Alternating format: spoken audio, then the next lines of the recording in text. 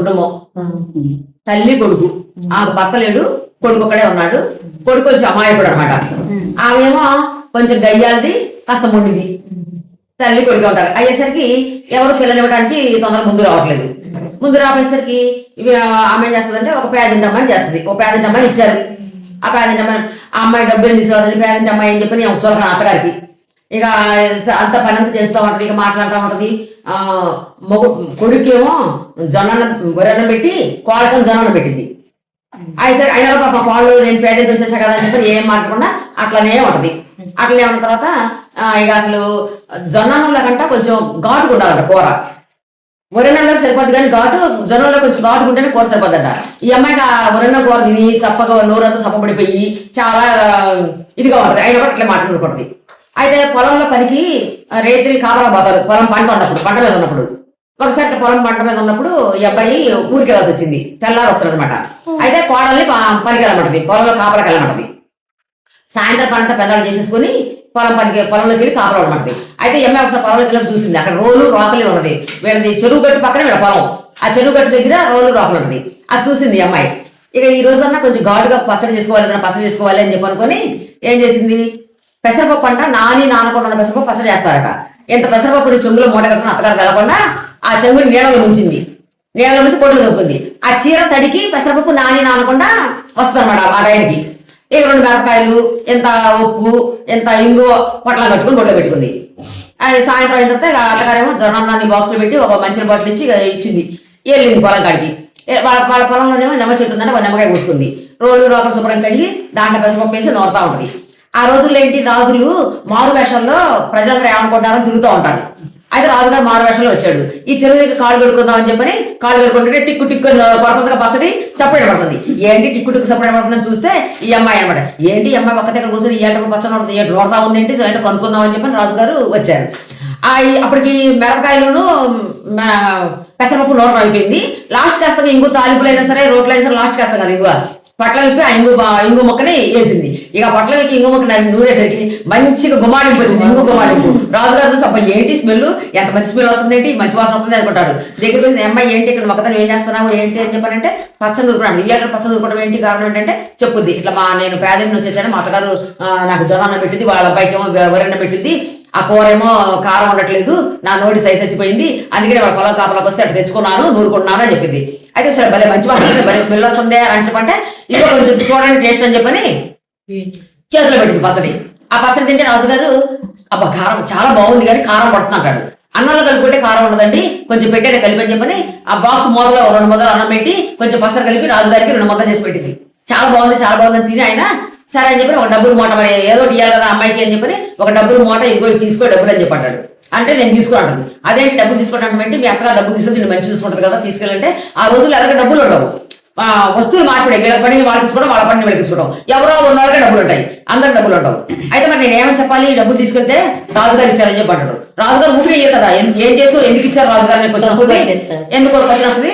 అలాంటప్పుడు మరి రాజుగారు జొన్న పెట్టి ఆయనకి ఇచ్చారంటే మరి మీకు ఓకేనా అంటది. మరి రాజుగారు జొన్న అన్నాడు ఈ అమ్మాయి దగ్గర అంటే నామూషి కదా, అందుకని అట్లా కాదు నాకు దొరికిందని చెప్పి అంటాడు. అయితే వాళ్ళ ఊరు సిద్ధాంతం ప్రకారం ఏంటంటే ఎవరికి డబ్బులు దొరికినా సరే గ్రామాధికారికి ఇవ్వాలి, గ్రామాధికారి గ్రామాల్లో చేసే పనులకు వాడతాడు. అయితే మరి ఇప్పుడు డబ్బులు ఖర్చు పెడితే మరి ఎట్లా కుదరదు కదా అని చెప్పాడు. ఓహో ఇదొకటి ఉందా అని చెప్పి సర్లే నేను నీ డబ్బులు నీకే వచ్చినట్టు నేను చేస్తాను, నువ్వు రేపొద్దున ఈ మూట దొరికిందని చెప్పి మీ గ్రామాధికారికి ఇవ్వు, అవి నీకే చెందినట్టు నేను చేస్తా ఉపాయం అనుకోండి. సర్లే అంటది అమ్మాయి. ఇక రైతుల పొలంలో పడుకున్న తర్వాత పొద్దున్నే వెళ్ళేటప్పుడు సరాసరి ఇంటికి వెళ్ళకుండా ఆ గ్రామాధికారి ఇంటికి వెళ్ళింది. ఈ రాజుగారు ఏం చేస్తాడు, ఆ రైతు గ్రామాధికారి ఇంటికి వెళ్ళి ఆయన తలుపు కొట్టి లేపి నేను ఆ పొరుగురు నుంచి వస్తా ఉంటే నా డబ్బులు మూట పడిపోయింది, ఎక్కడ పడిపోయిందో కనపడింది ఎత్తితే అది ఎవరికైనా దొరికితే వాళ్ళు తీసుకొస్తే కనుక అది నా బహుమతిగా వాళ్ళకి ఇచ్చేసి వాడిని ఉంచుకోమని చెప్పి చెబుతాడు. సర్లే అంటాడు ఆయన రాజుగారి. ఈ అమ్మాయి వచ్చిందిగా వచ్చి డబ్బులు మూటేస్తుంది. నేను రాత్రి పొలం కాపలాకి వెళ్ళాను, పొద్దున్నే వస్తే నాకు ఈ ధనం మూట దొరికింది, మన ఊరు ఆచారం ప్రకారం గ్రామాధికారి ఇవ్వాలి కదా అందుకే తీసుకొచ్చాను అన్నది. ఆయన అప్పుడు గుర్తొచ్చింది రాజుగారు చెప్పిన మాట. ఓ నిజమని చెప్పి రాజుగారు గిఫ్ట్ గా ఇవ్వమన్నారు, ఎవరికి దొరికితే వాళ్ళకే గిఫ్ట్ ఇచ్చేయమన్నారు అని చెప్పి తీసుకుపోయి అత్తగారికి ఇస్తారు డబ్బులు మాట. ఇక అప్పటి నుంచి ఆ అమ్మాయి ఏంటి ఏ పని చెప్పినా ఏం చేసినా కూడా నా డబ్బులు ఉన్నాయిగా నేను డబ్బులు తెచ్చాగా అంటుంది. అంటేసరికి అత్తగారికి సురువు అంది, కోపం వచ్చింది. అమ్మ దీన్ని వదిలించుకోవాలి, మాట్లాడితే నా డబ్బులు అంటుంది, ఇంటి పుట్టిన పిల్ల పడింది, ఇప్పుడు మాట్లాడితే నా డబ్బులు అంటుంది, దీన్ని వదిలించుకోవాలని చెప్పకూడదు. కొడుకు ఎన్ని బాగుడుగా తల్లి ఏది చెబితే అదే వేగం కొడుకు, అది మంచిగా చేయడం లేదు, వాళ్ళ అమ్మ ఏది చెబితే అదే వేగం. అయితే ఆ కొడుకుతో అన్నది ఇట్లా కోడలు చంపేద్దాం అన్నది. చంపేద్దామని చెప్పి ఏం చేసింది ఉపాయం, ఆ రోజు పగలంతా మొత్తం బాగా పని చేసింది. అడుగు మీద సామాన్లు కూడా తీపించడం వచ్చడం బూతులు చూపించడం అంతా పని చేసి బాగా పని చేస్తే సుడిపడి నిద్ర వస్తుంది కదా, అందుకని అట్లా చేపించింది. అట్లా చేపించి ఆ రోజు ఎప్పుడంటే నిద్ర పాత్రలు అప్పుడు నల్లమందు నిద్ర పట్టాలని నల్లమందు చేసినవాడు అంట. బాగా పని చేపించి మళ్ళీ నల్లమందులు పెట్టి అన్నంలో కలిపి పెట్టి అన్నం తిని కొడుకు పొద్దు నుంచి పని చేస్తున్నారు కదా ఆ పెందాడి పడుకోబెట్టింది అన్నం తిని. ఈ అమ్మాయి అన్నం తిని సాపే పడుకుంది. ఇక ఈ పని చేసిన సొప్పు ఒకటి ఈ నల్లమందు ఒకటి పడింది కదా కడుపులోకి. ఇక ఆమె సోయిలాగా నిద్రపోతుంది. చూసి సోయలా నిద్రపోతుంది. అందరు సద్దుమడిగారు ఊరంతా అని చెప్పని ఆ చాపలో పడుకుందిగా ఆ చాపను గుండ్రంగా చుట్టేసేసి కట్టేశారు. కట్టేసి తల్లి కొడుకు వెళ్ళి పడుకొని పోయారు శ్మశానం కాడికి పోయి అక్కడ పడుకోబెట్టారు. వీళ్ళు నొప్పి తీసుకుని మర్చిపోయారు.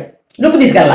అయ్యో నొప్పి మర్చిపోయాం కదా అని చెప్పానంటే కొడుకు అన్నాడు నేను తీసుకొస్తానమ్మా వెళ్ళి నువ్వు ఎక్కడే ఉన్నాడు బాంబు నాకు పోయి నేను ఉండను అయితే నేను ఉంటా నువ్వు వెళ్ళాడు. అసలు నువ్వు వెళ్ళిపోకూడదు ఇక్కడ నేను ఒక్కడు తిరిగి పోకూడదు. సరే అది మొద్దున్నర బాగుంది అప్పుడు లేకపోతే నల్లమంది లేదు కాబట్టి అది ఇప్పుడు లేకపోతే ఇప్పట్లో లేదు ఇద్దరం పోయి అని చెప్పి ఇద్దరు పోయారు. ఇద్దరు పోయాక ఈ అమ్మాయికి ఏంటి అక్కడ సేమ కుట్టింది కాలికి. మరి కుట్టిన కలుగుతుందా ఎంతలో ఉన్నా కొంచెం కుట్టిందంటే కొంచెం చెయ్యి అక్కడ పోయి ఇట్లా అంటారు కదా, చెయ్యి కదలట్లా కాలు కదలట్లా.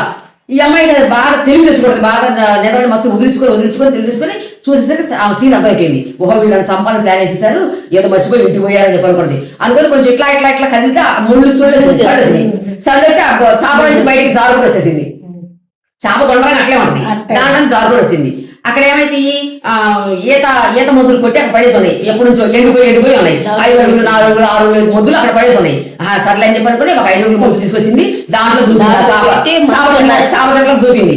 చాప చెట్లకు దూపేసేసి ఇక అమ్మాయి ఏం చేసింది బురద అక్కడ కాలంలో బురద తీసుకుని రాసుకుంది. మనం గుర్తుపడతారని కాలు చేతికి మహానికి బురద రాసేసుకొని కొంచెం దగ్గరలో చెట్టు ఉంటుంది పెద్ద చెట్టు పోయి ఆ చెట్టు ఎక్కువ కూర్చుంది.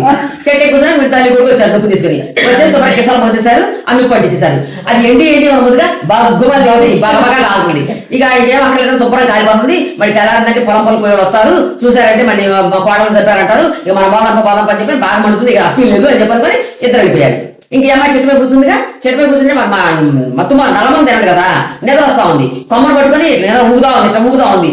ఇక బాగా నిద్రపోతే చేతులు వదిలేస్తాం. అయితే అదే సమయంలో ఒక దొంగలు వాడు 4-5 రోజుల నుంచి దొంగతనం చేసిన నగలు డబ్బులు అన్ని మూట పట్టుకొని వచ్చారు 4 దొంగలు. ఇక్కడ వెళ్తురు ఈ కాదు కదా వెళ్తురు ఉంది ఇక్కడ చెట్టు మీద ఉంది. చక్క ఇక్కడ కూర్చొని పంచుకుందాం అని చెప్పి 4 దొంగలు అక్కడ కూర్చొని పంచుకోవడానికి వాటలు వేసుకుంటారు.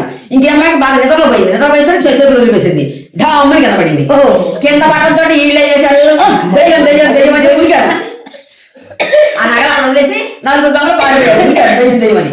ఇక అప్పుడు అమ్మాయి చేసి శుభ్రంగా నగలను మూట కట్టేసి కూర్చొని ఇంటికి వచ్చేసింది. ఇంటికి వచ్చి తలుపు కొట్టింది. తలుపు తీయగానే ఏమో బురద రాసుకుని ఉంది కోరలు మరి రాత్రి చంపేశాక ఎక్కడ వచ్చింది భయం వేసింది ఆమెకి. అత్తయ్య అరబాకు ఇవి నగలు తెచ్చిన డబ్బులు తెచ్చి నన్ను ఇంట్లోకి రండి నేను చెప్తా ఏమాట చెప్తా అని చెప్పంటే ఏమే రాత్రి నేను చంపేసి వచ్చే కదనే మరి ఎట్లా చదివాను అత్తయ్య మీరు కాల్ చేశారు కదా నేను సరాసరి స్వర్గానికి వెళ్ళిపోయా అక్కడ మావయ్య గారు ఉన్నారు బాగా సంపాదించిన డబ్బులు నాకు ఈ నగలు ఇచ్చి పంపించారు. నువ్వు అప్పుడే రాకూడదు నీకు చాట ఉంది నువ్వు పో అని డబ్బులు ఇచ్చి పంపించారు. నాకు ఇచ్చి పంపించారు మీ అత్త కూడా రావాల్సిందిగా ఆమె కూడా ఇచ్చేదానిగా అన్నారు అని చెప్పారు. మేము మామగారు ఏం చేస్తారు అరే బాగున్నారంటే బ్రహ్మాండంగా ఉన్నారు అత్తయ్య నలుగురు రంభ ఓరసి మేనక అందరూ కూర్చోబెట్టుకుని ఆమె తెచ్చి కాల్ చేసి ఆటలు ఆడాలని చెప్పింది.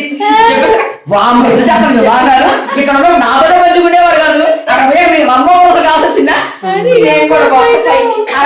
అయితే ఏమన్నాడంటే మీరు కూడా మీకు కూడా డబ్బులు ఇస్తారంట మీ అత్తకు తీసుకురాల్సిందని చెప్పన్నారు అని చెప్పి అన్నది.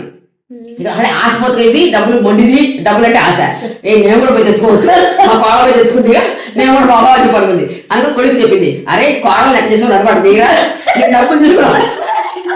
నేను డబ్బులు తీసుకుని వస్తా అని చెప్పి సర్లే అని దానికి 4 మంది పడుతుంది. 4 మంది పడుకుని శుభ్రంగా సాగు చుట్టూ తీసుకుపోయి నువ్వు కూడా వచ్చి తీసుకుని కోడలు ఇక తెల్లారి వాళ్ళ కొడుకులు వేసి ఏమే మా అమ్మ ఇంకా రానిది ఏంటి తెల్లవారుదాన్ని వచ్చావు నువ్వు మా అమ్మ తెల్లవారిపోయినా కూడా ఇంకా రానిది ఏంటి అన్నాడు.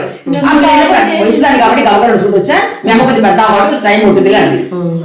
మళ్ళీ తెల్లారేసి మళ్ళీ అమ్మ రాలేదేవే అంటాడు. అమ్మని మర్చిపెట్టట్లేదు. ఇక అమ్మ రాలేదు ఏంటంటే మాట ఆయన నోటి వచ్చి రాకుండా ఉండాలంటే ఏం చేయాలని ఆలోచించింది.